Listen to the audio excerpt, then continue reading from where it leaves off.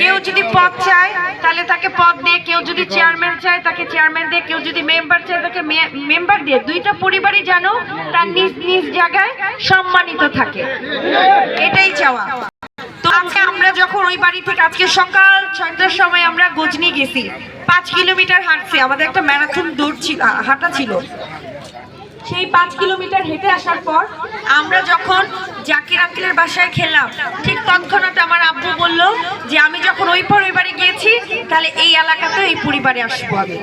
তাহলে এই যে আমরা কষ্ট করে এত কষ্ট করি, এই কষ্টের মূল্যায়ন অবশ্যই আপনারা দ্বন্দ্বের মাধ্যমে না, ইনশাল্লাহ আপনারা নিজেদের মধ্যে সুন্দর সম্পর্কের মাধ্যমেই দিবেন। এবং আমি বিশ্বাস করি নির্বাচন পরবর্তী সময়েও আপনারা যখন সকলে ভাই ভাই হয়ে কাজ করবেন আপনারাই বেশি উপকৃত হবেন। আর যখন নাকি দুইটা গ্রুপের মধ্যে দ্বন্দ্ব হয়, এলাকাবাসীও দেখবেন সবাইকে সম্মান করে না, এলাকাবাসীও ওই জায়গায় যে এক কথা এই জায়গায় যে এক কথা, দুইজনকে অসম্মানিত করবে। কেন আমরা ধানের শীষ করি না? ধানের শীষের মানুষদেরকে এত অসম্মান করলে হবে? তাহলে কি করতে হবে?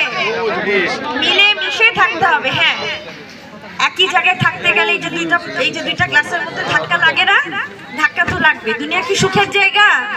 তাহলে এই দুনিয়ায় কি সবার সাথে সবার খুব সুন্দর সম্পর্ক থাকবে না? আমাদের চেষ্টা করতে হবে, চেষ্টার মাধ্যমে ভদ্র ব্যবহার দিয়ে। আমি আশা করি এখানে সাগর আঙ্কেল আছে, তারপরে হচ্ছে আমাদের জয়নাল আঙ্কেল আছে, তারপরে আমাদের বাবু আঙ্কেল আছে, হ্যাঁ, এবং ওইখানে হ্যাঁ হ্যাঁ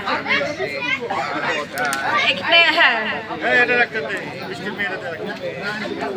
না, মানে আমি বলছি আমাদের এখানে, আমার ওইখানেও যে ধরলেন জাকির আঙ্কেল আছে, টিকা খান আঙ্কেল আছে, আমাদের হারুন আঙ্কেল আছে, আনার আঙ্কেল আছে, হ্যাঁ হাসান আঙ্কেল আছে।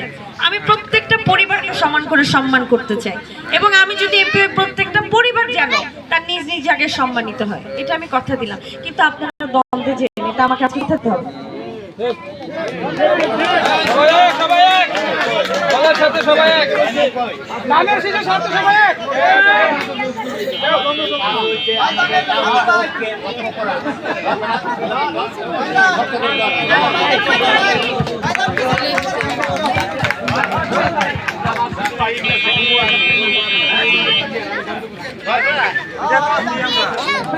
হাই রে